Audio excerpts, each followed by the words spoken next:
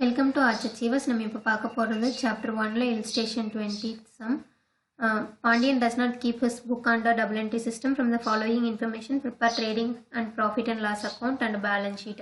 இப்போ நம்ம கொடுத்திருக்க இன்ஃபர்மேஷனை வச்சு trading profit and loss account find out பண்ண சொல்றாங்க. Furniture, cash, debtors, bills receivable, bank loan, creditors இதெல்லாம் opening closing ரெண்டுமே கொடுத்திருக்காங்க. ஓகேங்களா? Next sales, cash purchase, carriage on purchase, commission, drawing, salary, adjustment, and then credit sales, credit purchase, carriage on sales, interest on bank loan, additional capital, office rent. பாருங்க additional capital 14,000 கொடுத்திருக்காங்க. But ஆனால் நமக்கு என்ன கொடுக்கலன்னு பார்த்தீங்கன்னா capital opening capital கொடுக்கல. Opening capital கூட தான் நம்ம அடிஷ்னல் கேபிட்டல் இன்ட்ரடியூஸ் பண்ணுவோம். ஸோ ஓப்பனிங் கேபிட்டல் அப்படிங்கிறது கொடுக்கல. ஸோ ஓப்பனிங் கேபிட்டல் கொடுக்காதனால நம்ம என்ன பண்ணுறோம்னு பார்த்தீங்கன்னா first statement of affairs find out பண்ணுறோம். கீழே பார்த்தீங்கன்னா டெப்ரிசியேஷன் வந்து ஃபர்னிச்சருக்கு 5% அண்ட் ப்ரொவிஷன் வந்து 1% அப்படின்னு சொல்லியிருக்காங்க. ஓகேங்களா? அப்போ ஃபஸ்ட்டு நம்ம ஸ்டேட்மெண்ட் ஆஃப் அஃபேர்ஸ் போடணும்னா இதில் இருக்கிற ஐட்டம்ஸ் எல்லாம் மட்டும்தான் வரும். இந்த பேலன்ஸ் ஷீட்டில் இருக்கிற ஐட்டம்ஸ் என்னென்னு பார்த்தீங்கன்னா ஃபஸ்ட்டு ஃபர்னிச்சர் பார்த்தீங்கன்னா அசட் சைடு வரும். And then cash asset side வரும். ஸ்டாக் அப்படிங்கிறது டெப்டாஸ் அப்படிங்கிறது அசட் சைடு வரும். ஸ்டாக் அப்படிங்கிறதும் asset side. Bills receivable asset side. Bank loan அப்படிங்கிறது லைபிலிட்டிஸ், கிரெடிட்டாஸ் லைபிலிட்டிஸ். இந்த ரெண்டு மட்டும்தான் லைபிலிட்டிஸ், மீதி எல்லாமே அசட். ஓகேங்களா? அப்போது இதுக்கு எல்லாமே நம்ம இந்த value that means opening value தான் எடுத்துக்க போகிறோம். ஏன்னா நம்ம ஓப்பனிங் கேபிட்டல் தான் நமக்கு இல்லை. ஸோ ஓப்பனிங் கேபிட்டல் கண்டுபிடிக்கிறதுக்காக. ஓகேங்களா? இப்போ நம்ம என்னென்ன போட போகிறோம்? கிரெடிட்டாஸ் எவ்வளோ கொடுத்துருக்காங்க? 15,000 கொடுத்துருக்காங்க. நெக்ஸ்ட்டு பேங்க் லோன் வந்து 25,000 அப்படிங்கிறது கொடுத்துருக்காங்க. நெக்ஸ்ட்டு கேஷ் இன் ஹேண்ட் வந்து பார்த்தீங்கன்னா 10,000. நெக்ஸ்ட்டு ஸ்டாக் வந்து 28,000. டெப்டாஸ் வந்து 40,000. Next bills receivable 12,000. அடுத்தது ஃபர்னிச்சர் 30,000. ஓகேங்களா? இப்போ இதையெல்லாம் ஆட் பண்ணோன்னா வந்து 1,20,000 அப்படிங்கிறது நமக்கு கிடைக்குது. இப்போ இதை ஆட் பண்ணால் 40 கிடைக்குது. ஓகேங்களா? So 1,20,000 minus 40. இப்போ மைனஸ் பண்ணால் capital amount opening capital amount எவ்வளோன்னு பார்த்தீங்கன்னா 80,000. ஓகேங்களா? So 80,000 is our opening capital. இதுதான் வந்து நம்ம பேலன்சிங் ஃபிகர். இப்போ இதை ஆட் பண்ணால் 1,20,000 அப்படிங்கிறது கிடைச்சாச்சு. சரிங்களா? இப்போ நம்ம என்ன பண்ணலாம்னா trading and profit and loss account போடலாம். So trading and profit and loss account போடுறதுக்கு நம்ம ஓப்பனிங் ஸ்டாக் வேல்யூ, பர்ச்சேஸ் இதெல்லாம் வேணும். ஸோ இப்போது ஓப்பனிங் ஸ்டாக்கில் என்னென்ன வரும்னு பார்த்தீங்கன்னா ஓப்பனிங் ஸ்டாக் இந்த ரெண்டு வேல்யூ, க்ளோசிங் ஸ்டாக் இந்த ரெண்டு வேல்யூ போட்டுக்குவோம். நெக்ஸ்ட்டு பர்ச்சேஸ் நமக்கு பாருங்கள் cash purchase, credit purchase, cash sales, credit sales கொடுத்துருக்காங்களா, இந்த ரெண்டும் வரும். And then carriage on purchase அப்படிங்கிறது வரும். சரிங்களா? இது வந்து ட்ரேடிங்கில் வரும். கேரேஜ் ஆன் சேல்ஸ் அப்படிங்கிறது ப்ராஃபிட் அண்ட் லாஸில் வரும். ஏன்னா சேல்ஸ் அப்படிங்கிறது சேல்ஸ் மூலிமா வரக்கூடிய செலவுகள் எல்லாமே. ஓகேங்களா? நெக்ஸ்ட்டு இதெல்லாம் மட்டும்தான் நமக்கு எதில் வரும்னா ட்ரேடிங்கில் வரும். மீதி இருக்கிற items commission received and then office rent, interest on loan, bank loan இதெல்லாம் பார்த்தீங்கன்னா நமக்கு ப்ராஃபிட் அண்ட் லாஸ் அக்கௌண்ட்டில் வரும். ஸோ நம்ம ஃபஸ்ட் என்ன பண்ணிடலாம்னா ட்ரேடிங் போட்டுடலாம். ட்ரேடிங்க்கு வந்து ஓப்பனிங் ஸ்டாக் எவ்வளோன்னு பார்த்தீங்கன்னா 28,000. Next cash purchase 4,250. இங்கே 35,750. ஓகேங்களா? இப்போ இந்த ரெண்டையும் ஆட் பண்ணோன்னா 40,000 அப்படிங்கிறது கிடைக்குது. Next carriage on purchase 3,000. Next சேல்ஸில் வந்து பார்த்தீங்கன்னா cash sales 11,200. Next credit sales 88,800. இப்போ இந்த ரெண்டையும் ஆட் பண்ணால் 1 lakh அப்படிங்கிறது கிடைக்குது. நெக்ஸ்ட்டு க்ளோசிங் ஸ்டாக் எவ்வளோன்னு பார்த்தீங்கன்னா 11,000. ஓகேங்களா? இப்போது இதை ஆட் பண்ணலாம். நம்ம ஃபஸ்ட்டு கிரெடிட் சைடு ஆட் பண்ணிக்கலாம். கிரெடிட் சைடு ஆட் பண்ணால் பார்த்தீங்கன்னா 1,11,000 அப்படிங்கிறது கிடைக்குது. ஓகேங்களா? 1,11,000. ஸோ 1,11,000 மைனஸ் இங்கே ஆட் பண்ணால் பார்த்தீங்கன்னா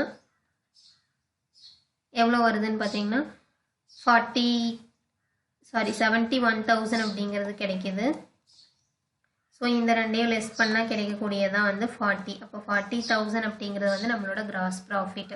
ஸோ இப்போ இந்த கிராஸ் ப்ராஃபிட்டை நம்ம என்ன பண்ணுவோம்னு பார்த்தீங்கன்னா ப்ராஃபிட் அண்ட் லாஸில் கிரெடிட் சைடு வந்து ப்ராட் டவுன் பண்ணுவோம். ஸோ பை கிராஸ் ப்ராஃபிட் 40,000 போட்டாச்சு. இப்போ இதை ஆட் பண்ணால் இங்கே நமக்கு டேலி ஆயிரும், அதை மறந்துடாதீங்க போடாமல். நெக்ஸ்ட்டு நம்ம ப்ராஃபிட் அண்ட் லாஸில் என்னென்ன வரும்னு பார்க்கலாம். ப்ராஃபிட் அண்ட் லாஸில் பார்த்தீங்கன்னா ஆல்ரெடி கமிஷன் ரிசீவ் அப்படிங்கிறது கொடுத்துருந்தாங்க. அப்புறம் கேரேஜ் ஆன் சேல்ஸ் பார்த்துருந்தோம். நெக்ஸ்ட்டு இது profit and loss account, interest on bank loan profit and loss account, additional capital வராது, office rent profit and loss account, salary வரும், அண்ட் தென் கமிஷன் ரிசீவ்டு. அது போக இந்த 5% ஃபர்னிச்சரோட 5%, ஃபர்னிச்சருக்கு வந்து 5%, ப்ரொஃபஷனுக்கு வந்து 1%. ஓகேங்களா? ஃபர்னிச்சருக்கு 5% போட்டோன்னா நமக்கு எவ்வளோ வருதுன்னு பார்த்தீங்கன்னா 5 divided by 100 போட்டோன்னா 15, தட் மீன்ஸ் 1500. நெக்ஸ்ட்டு டெப்டாஸ் வந்து 60,000 இருக்குது. ஸோ 60,000க்கு 1% அப்படின்னு போட்டோன்னா 600. ஓகேங்களா? அப்போ இந்த ரெண்டு வேல்யூவும் வரும். ஓகேங்களா? இதில் கமிஷன் ரிசீவ்டு அப்படிங்கிறது மட்டும்தான் நமக்கு கிரெடிட் சைடு வரும், மீதி எல்லாமே டெபிட் சைடு தான் வரும். ஃபஸ்ட்டு கமிஷன் ரிசீவ்டு எழுதிடலாம். கமிஷன் ரிசீவ்டு எவ்வளோ கொடுத்துருந்தாங்கன்னு பார்த்தீங்கன்னா 600 கொடுத்துருந்தாங்க. ஸோ நெக்ஸ்ட்டு சேலரி வந்து பார்த்தீங்கன்னா 8,900. நெக்ஸ்ட்டு கேரேஜ் அண்ட் சேல்ஸ் எவ்வளோ கொடுத்துருந்தாங்கன்னு பார்த்தீங்கன்னா 700. நெக்ஸ்ட்டு ஆஃபீஸ் ரெண்ட் எவ்வளோ கொடுத்துருந்தாங்கன்னு பார்த்தீங்கன்னா 2,400. இன்ட்ரெஸ்ட் அண்ட் பேங்க் லோன் எவ்வளோ கொடுத்துருந்தாங்கன்னு பார்த்தீங்கன்னா 2,500. நெக்ஸ்ட்டு டெப்ரிஷியேஷன் பார்த்தீங்கன்னா நம்ம ஃபைண்ட் அவுட் பண்ணோம் இல்லையா 1,500. அதே மாதிரி டவுட்ஃபுல் டெப்ஸும் நம்ம கண்டுபிடிச்சது தான் 600. இப்போது ஆட் பண்ணலாம்.